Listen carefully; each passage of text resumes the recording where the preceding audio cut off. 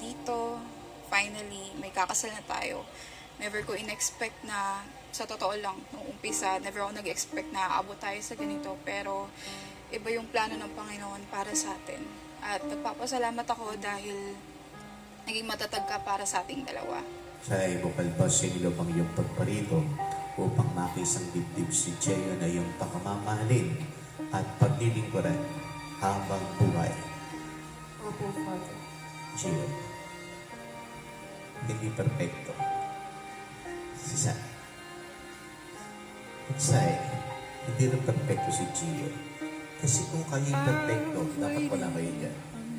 Kung kayo perfecto, dapat nandito kayo sa gitna. Kasi Diyos lang ang perfecto. Love you I and love love you. Pareho Love kayo you ni too. Sai.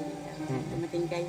Nadagdagan na yung family natin even doon na umalis si Papa mo. May darating. May darating. Oo, dumating. At dahil may dadarating na mga Bago. bata.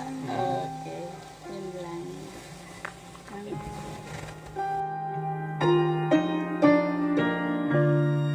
If I had only felt the warmth within your touch, if I had only seen how you smile when you blush, or how you curl your lip when you concentrate enough, I would have known what I was living for.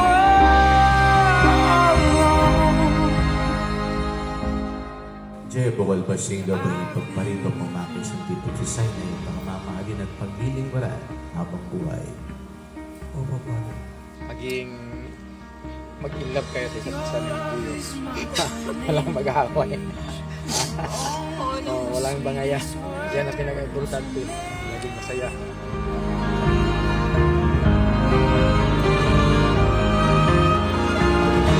Every kiss is a cursive line. Every touch is a redefining phrase.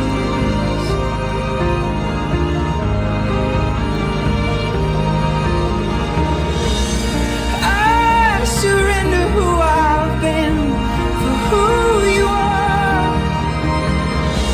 For nothing makes me stronger than your fragile heart. If I had only felt how it feels to be yours, well, I would have known what I've been living for all along. Una sa lahat, maraming salamat kasi di mo sinukuan. Maraming pagsubok na nangyari sa atin. Yan yung naghirap tayo. Pero yun nga, dun tumatag yung samahan natin. At maraming salamat kasi hinatak mo ako sa sa magandang karir na meron ako ngayon. Pangako ko sa iyo na susuportahan kita. Suportahan ko lahat ng gusto mo. At mahal na mahal kita yun.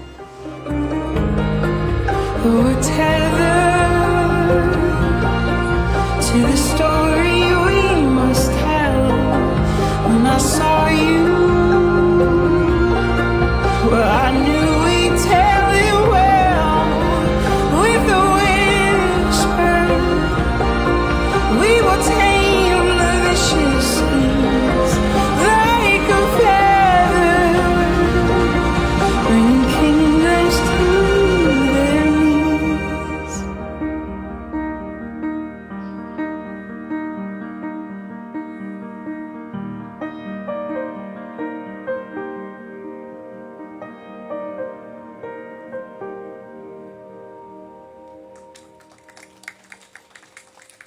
Maria Isabel Photography. For bookings and reservations of their presence, please look at their Facebook account